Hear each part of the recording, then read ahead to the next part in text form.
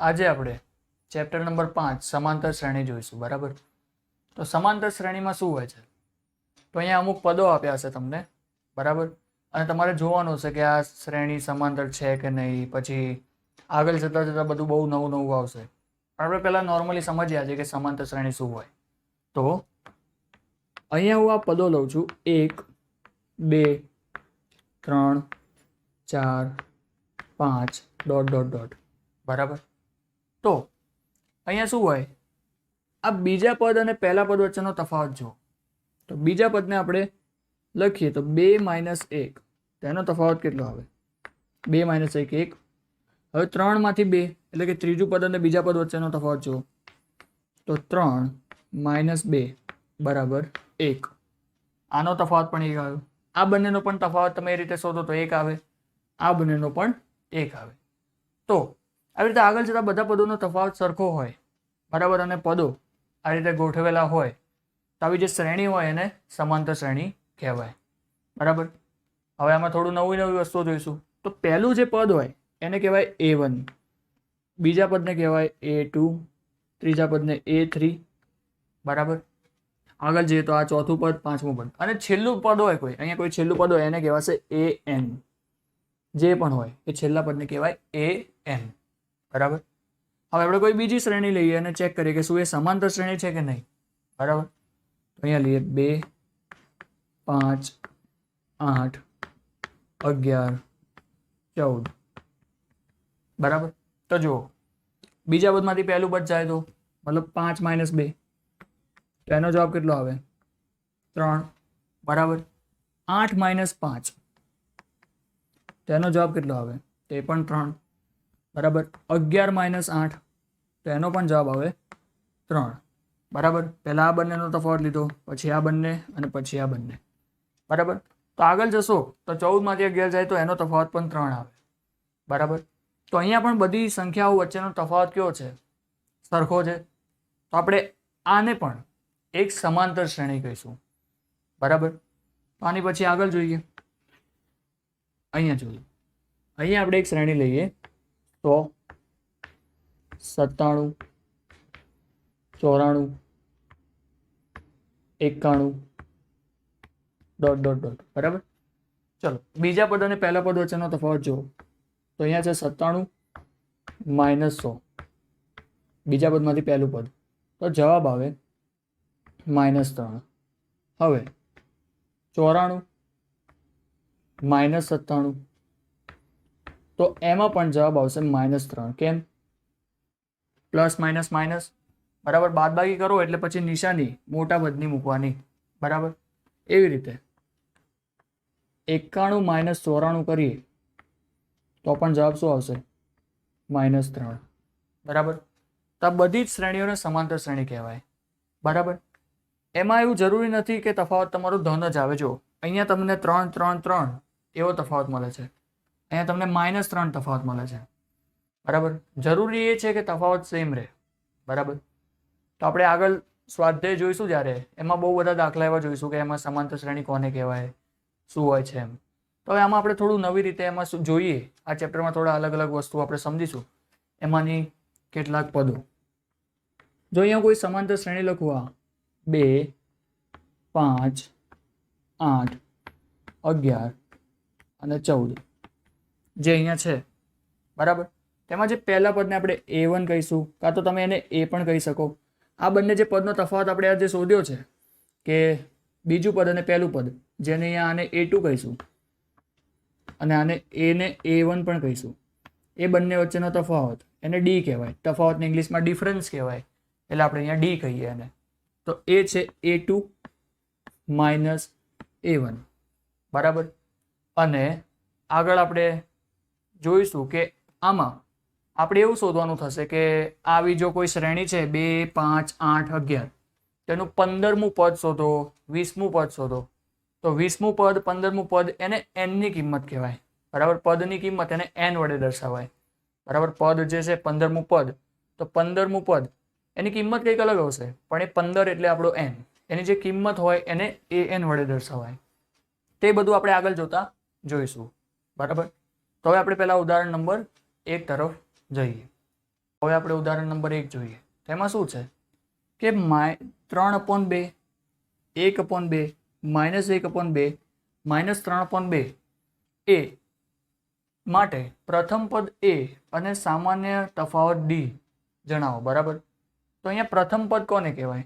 તો આ જે શ્રેણી જ્યાંથી સ્ટાર્ટ થતી હોય એને આપણું પ્રથમ પદ કહેવાય. તો 3/2 છે એ આપણું શું થાય? a. બરાબર. અને સામાન્ય તફાવત d, તો d તફાવત કોને કહેવાય? તો બીજા પદમાંથી પહેલા પદને માઇનસ કરીએ તો એને તફાવત કહેવાય. એ લોકો અહીંયા પહેલેથી કીધેલું જ છે કે આ સમાંતર શ્રેણી છે. બરાબર. તો આપણે તફાવત શોધવા માટે બીજામાંથી પહેલા પદને માઇનસ કરીએ તો 1/2 -3/2. તો આનો આન્સર શું આવે? 1 - 3/2. એનો જવાબ આવે -2/2. અને આનો જવાબ આવે -2/2 એટલે -1. બરાબર. આ તમારો જવાબ થાય. બરાબર. તો પ્રથમ પદ આવે તમારું 3/2 અને તફાવત d આવે, સામાન્ય તફાવત જેને કહીએ એ -1 આવે. હવે આપણે ઉદાહરણ નંબર 2 જોઈએ. તો ઉદાહરણ નંબર 2 માં શું છે કે નીચેનામાંથી કઈ સંખ્યાની યાદી સમાંતર શ્રેણી છે? સમાંતર શ્રેણી હોય તો તેના પછીના 2 પદ લખો. બરાબર. તો પહેલી આપણને યાદી આ આપી છે કે 4, 10, 16 અને 22. બરાબર. તો અહીંયા તમારે શું કરવું પડે? તમારે બધા પદો વચ્ચેના તફાવત શોધવા પડે. અને જો બધા પદો વચ્ચે આ 4 પદો વચ્ચેના તફાવત તમને સરખા આપ્યા હોય તો આપણે આને સમાંતર શ્રેણી કહીએ.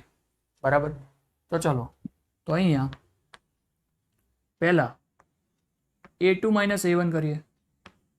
a2 એટલે બીજું પદ માઇનસ પહેલું પદ, તો 10 - 4, તેનો જવાબ આવે 6. બરાબર. હવે a3 - a2 કરીએ તો અહીંયા આવશે 16 - 10, તેનો જવાબ આવે 6. હવે આપણે કરીએ a4 - a3 તો એ તમને મળે 22 - 16, તેનો પણ જવાબ આવે 6. બરાબર. ત્રણેયના જવાબ 6 6 6 આવે છે. હવે આગળ જુઓ, આપણે એની આગળના 2 પદ શોધવાના છે. તો જે તફાવત આવે ને એને તમારે છેલ્લા પદમાં પ્લસ કરી દેવાનું. તો આ હતું a4, તો a5 બરાબર શું થાય? તો a5 બરાબર તમે આવું લખી શકો કે a4 જે એના પહેલાનું પદ હતું એમાં તમારે d ઉમેરવાનો. તો a4 કેટલું છે આપણું? a4 છે આપણું અહીંયા જો 22, એમાં d કેટલા છે? એ છે 6, એ ઉમેરી દો તો 22 + 6 જવાબ આવે 28. બરાબર. એ રીતે તમે a6 શોધશો તો 28 માં પણ બીજા 6 ઉમેરી દો તો એનો જવાબ આવશે a6 34. બરાબર. તો આ રીતે તમને તમારી શ્રેણીના આગળના 2 પદ મળે. બરાબર. આ રીતે આપણને એના પછીનું ઉદાહરણ આપ્યું છે. એ શું છે? ઉદાહરણ નહીં, એમાં બીજો ક્વેશ્ચન. તો અહીંયા શું છે? 1 - 1 -3 -5 ... બરાબર. ચલો, તો આપણે પહેલા 2 પદોનો તફાવત લઈએ.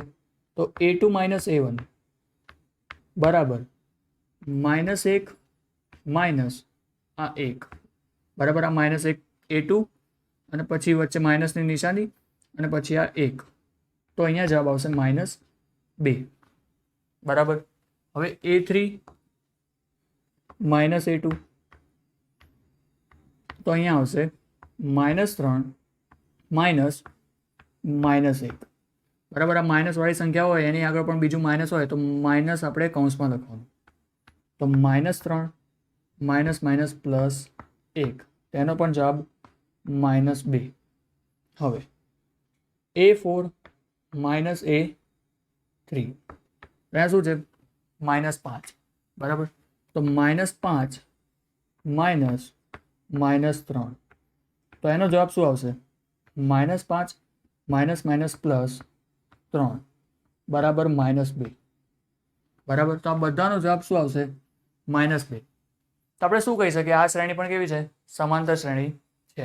હવે આપણે આની આગળના 2 પદ શોધવા હોય તો a5 આની પછીનું પદ શોધવું હોય તો a5 બરાબર એ જે છેલ્લું પદ હોય એમાં તમારો જે તફાવત આવે જેને આપણે d કહીએ તો A4 પ્લસ ડી કરી દઈશું બરાબર. A4 કેટલા છે આપણે -5 પ્લસ ડીની કિંમત છે -2 તો -5 માઇનસ પ્લસ માઇનસ માઇનસ 2 તો જવાબ આવે -7 બરાબર. એ રીતે આપણે A6 શોધવું હોય તો ફરીથી આ જે -7 આવ્યું તમારું A5 એમાં તમે +-2 કરી દઈશું બરાબર. એમાં તમારું જે ડી આવે ઉમેરી દઈએ તો -7 -2 તો એનો જવાબ આવશે -9 બરાબર. તો આ તમારું આગળના બે પદ થઈ ગયા -7 અને -9 બરાબર. તો એની આગળ વાળું તો શું છે? એની આગળ છે 3 નંબર જેમાં છે શ્રેણી કઈ આવી છે -2 2 -2 2 ડોટ ડોટ ડોટ.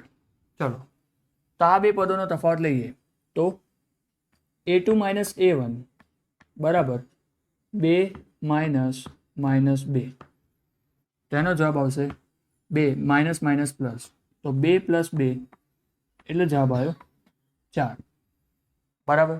હવે અહીંયા A3 - A2 તો A3 છે તમારા -2 વચ્ચે માઇનસની નિશાની અને પછી આ 2 -2 -2 શું થાય -4 બરાબર. તો તમે ધ્યાનથી જોશો તો અહીંયા તફાવત તમારો આવે છે +4 અહીંયા તમારો તફાવત આવ્યો -4. તો આ બંનેમાં સંખ્યા તો 4 છે પણ એક પ્લસ છે અને એક માઇનસ છે તો આ બંને વિરોધી સંખ્યા છે એટલે આ તફાવત સરખો કહેવાય નહીં બરાબર. તો આ જે છે ને આ પદો કાં તો આ યાદી એને તમે સમાંતર શ્રેણી કહી શકો નહીં બરાબર. એની આગળ તો તમારી સમાંતર શ્રેણી ના હોય ને તો તમે આગળના પદો પણ ના શોધી શકો બરાબર. તો હવે આપણે ચોથો દાખલો જોઈએ. તો ચોથામાં શું છે તો 1 1 1 2 2 2 પછી છે 3 3 3 ડોટ ડોટ ડોટ. તો તમે જુઓ જોઈને પણ તમને અંદાજો આવી જાય કે આ સમાંતર શ્રેણી કહેવાશે કે નહીં. અહીંયા પહેલા પદ અને બીજા પદ એટલે કે બીજામાંથી પહેલા પદને માઇનસ કરીએ તો A2 - A1 કરો તો જવાબ આવે છે 0 બરાબર કેમ કે 1 - 1. હવે A3 - A2 એનો જવાબ જુઓ 1 માંથી 1 તો એનો પણ જવાબ 0. હવે A4 માંથી A3 કરો તો એનો જવાબ કેટલો આવે તો 2 - 1 તો એનો જવાબ આવશે 1 બરાબર. તો અહીંયા તફાવત તમારો બદલાઈ ગયો અને પહેલી વસ્તુ એ કે જ્યારે તફાવત 0 આવે ને ડીની કિંમત 0 તો એને સમાંતર શ્રેણી કહેવાય નહીં બરાબર. પછી એ તફાવત બદલાય છે અહીંયા. હવે અહીંયા એક તફાવત આવ્યો હવે એની આગળના માટે શોધશો તો પાછો 0 આવશે બરાબર. તો તફાવત બદલાવો ના જોઈએ સમાંતર શ્રેણીઓ માટે. તો આ જે ચોથા નંબરનું છે એ સમાંતર શ્રેણી થશે નહીં. આ ત્રીજા નંબરવાળી પણ સમાંતર શ્રેણી થશે નહીં. ખાલી પહેલી અને બીજી એ જ તમારી સમાંતર શ્રેણી થશે. તફાવત માઇનસમાં હોય એ ચાલે -2 -2 -2 -2 બરાબર પણ બદલાવો ના જોઈએ જે પણ હોય એ જ સંખ્યા આવવી જોઈએ બરાબર. તો આ રીતે આપણે ઉદાહરણ નંબર 1 અને ઉદાહરણ નંબર 2 પૂરું થાય છે. હવે આપણે સ્વાધ્યાય 5.1 નો જે દાખલા નંબર 1 છે ને એ જોઈશું. તો દાખલા નંબર 1માં પહેલો દાખલો જોઈએ તો એમાં શું છે તો ટેક્સી ભાડું પ્રથમ કિલોમીટર માટે 15 રૂપિયા અને પછીના વધારાના પ્રત્યેક કિલોમીટર માટે 8 રૂપિયા છે. તો શું આ સમાંતર શ્રેણી હોય કે ના હોય આપણે એ જોવાનું છે. તો કોઈ માણસ ટેક્સીમાં બેસે અહીંયા તો પહેલા કિલોમીટરના જે ટેક્સીનો ડ્રાઈવર છે એ 15 રૂપિયા લેશે બરાબર. તો તમે 1 કિલોમીટર જશો ટેક્સીવાળા જોડે તો 1 કિલોમીટરના 15 રૂપિયા લેશે ટેક્સીના ડ્રાઈવર બરાબર. હવે તમે બીજું કિલોમીટર જેવું જશો તમે 2 કિલોમીટર ગયા તો શું થશે આ 15 રૂપિયામાં પહેલા કિલોમીટરના અને હવે બીજો કિલોમીટર જેવું આવ્યો તો 8 રૂપિયા વધી જશે તો તમારા 23 રૂપિયા લેવામાં આવશે બરાબર. આ રીતે 3 કિલોમીટર થાય તો 15 રૂપિયા એટલે કે આ જે 23 રૂપિયા છે એમાં બીજા 8 રૂપિયા ઉમેરી દઈએ આપણે ડાયરેક્ટ તો જવાબ શું આવે તેનો જવાબ આવશે 31 રૂપિયા બરાબર. એમાં પણ બીજા 8 રૂપિયા, 8 રૂપિયા. તમે જુઓ, જેવું તમારું 1 કિલોમીટર વધશે તો 8 રૂપિયા વધવામાં આવે છે, બરાબર. તો 8 રૂપિયાનો વધારો થાય છે બધી વખતે. તો પહેલા 15, પણ એના પછી 23, એના પછી 31. તો વધારો બધી જગ્યાએ 8-8નો થતો હોવાથી આ જે પહેલી જે આપણને માહિતી આપી છે એ સમાંતર શ્રેણીમાં થાય. એટલે કે આ જે ટેક્સીનું જે પહેલું ભાડું છે 15 રૂપિયા અને પછી 8-8 રૂપિયા વધે છે એ સમાંતર શ્રેણીમાં થશે, બરાબર. એના પછી આપણે દાખલા નંબર 2 જોઈએ. એમાં શું કહે છે કે કોઈ નળાકારમાં હવાનું પ્રમાણ હવા કાઢવાના પંપ દ્વારા દર વખતે નળાકારની બાકી રહેલી હવાનો 1/4 ભાગ બહાર કાઢે છે, બરાબર. એટલે કે કોઈ નળાકાર છે જેમાં હવા ભરેલી છે. આપણે એવું સમજીએ, સિલિન્ડર આપણા ઘરમાં જે હોય ને ગેસનું સિલિન્ડર, એને પણ નળાકાર કહી શકીએ. એ સિલિન્ડરનું ગુજરાતી કરીએ તો જ નળાકાર થઈ જાય, બરાબર. તો હવે આ નળાકાર આખો ભરેલો છે હવાથી. હું તમને દાખલો થોડો સહેલી રીતે ભણાવીશ, એટલે આપણે થોડું માહિતી ગણેલી લઈશું. એટલે કે એવું સમજીએ કે આ નળાકારમાં 128 પાસ્કલ હવા ભરેલી છે. આ મેં જાતે માહિતી લીધેલી છે, બરાબર. અત્યારે નળાકારમાં 128 પાસ્કલ હવા ભરેલી છે. હવે શું થાય છે? તો હવા કાઢવાના પંપ દ્વારા દર વખતે નળાકારની બહાર બાકી રહેલી હવાનો 1/4 ભાગ બહાર કાઢે છે. તો પહેલા 128 લઈએ અને એનો 1/4 ભાગ બહાર કાઢીએ, બરાબર. તો કેટલો થાય? પહેલી વખતે 128નો 1/4 ભાગ. કોઈનો પણ કોઈ ભાગ બહાર કાઢવાનો હોય ને તે બંનેનો ગુણાકાર થાય, એટલે કે 1/4 એના ગુણ્યા 128. તો કેટલા ચોક 128 થાય? તો જવાબ આવશે 32, બરાબર. તો 32 પાસ્કલ હવા બહાર નીકળશે, બરાબર. તો આપણે પાસ્કલની એકમ લઈએ, બરાબર. અત્યારે આમ તો એકમ એ જ થાય છે, પણ આપણે એકમ જ રાખીએ, બરાબર. હવે 32 એકમ બહાર નીકળી ગઈ તો હવે હવા કેટલી રહી અંદર? તો હવા રહેશે 128, એમાંથી 32 એકમ તો બહાર નીકળી ગઈ. તો અહીંયા 6 અને 12માંથી 3 જાય તો 9, 96 એકમ હવા રહે. હવે એનો 1/4 ભાગ બહાર નીકળશે. દર વખતે જેટલી હવા બાકી રહે છે એનો 1/4 ભાગ બહાર રહે છે, મતલબ બરાબર બહાર નીકળે છે. તો જુઓ, તો હવે 96નો 1/4 ભાગ, તો શું થાય? તો 96નો 1/4 એટલે 96 ગુણ્યા 1/4. તો કેટલા ચોક 96? તો 24 ચોક 96. તો હવે કેટલી હવા બહાર નીકળશે? તો 24 એકમ હવા બહાર નીકળશે, બરાબર. 96માંથી 24 નીકળી ગઈ તો કેટલી વધે? તો હવે 96 - 24, તો જવાબ આવશે 72, બરાબર. હવે 72 જે છે એનો 1/4 ભાગ બહાર કાઢીએ તો શું થાય? 72નો 1/4.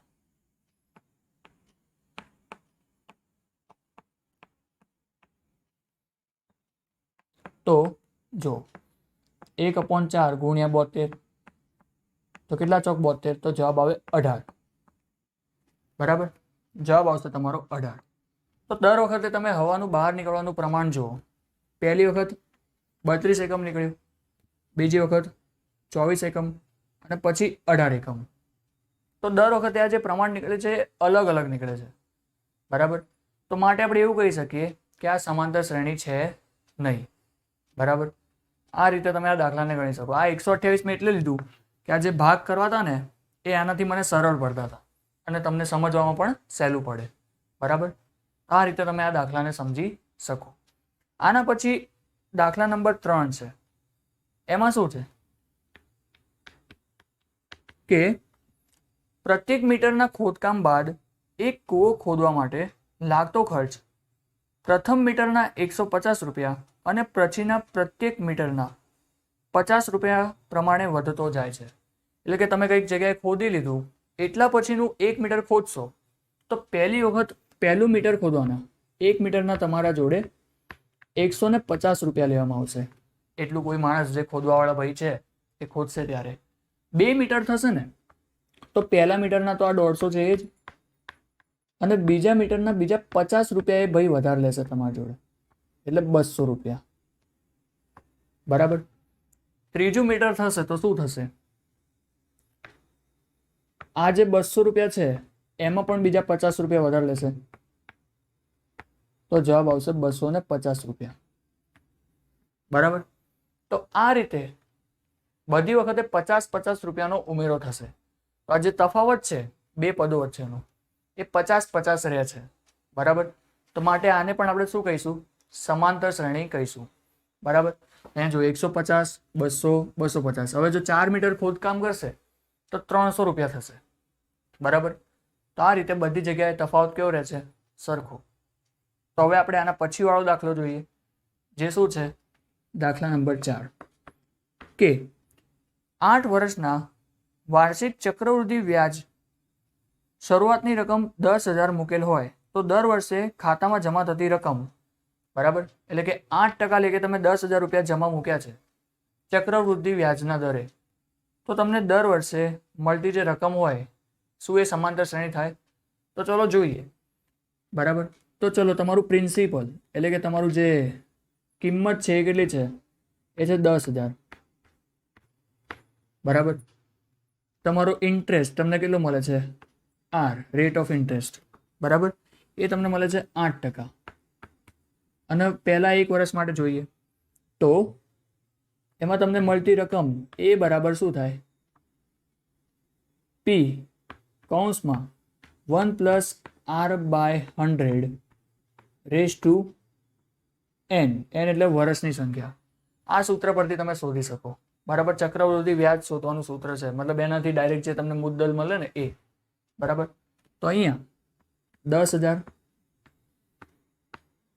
અહીંયા 1 + R ની કિંમત છે 8/100. બરાબર. તો અહીંયા આવશે 10,000. આનું સાદું રૂપ આપો તો આ 100 અહીંયા ગુણીને આનો પ્લસ કરી દેવાનો 8માં અને નીચે 100, તો અહીંયા આવશે 108/100. આ 2 મીંડા અને આ 2 મીંડા ગયા તો તમને જવાબ મળશે 108 ની પાછળ આ 2 મીંડા તો 10,800. બરાબર. 10,800 રૂપિયા તમને મળે. તો આ 10,800 એ તમને પહેલા વર્ષનું વ્યાજ મળે, એટલે કે ખાલી 800 રૂપિયા. 10,000માં તમને 800 રૂપિયા વ્યાજ મળે. પણ હવે જ્યારે તમે બીજા વર્ષનું વ્યાજ જોવા જાઓ ને ચક્રવૃદ્ધિ વ્યાજમાં, બીજા વર્ષ માટે મળતું વ્યાજ, તેમાં 800ના પણ વ્યાજ મળે. 800 રૂપિયા પર પણ તમને બીજું 8%નું વ્યાજ મળે.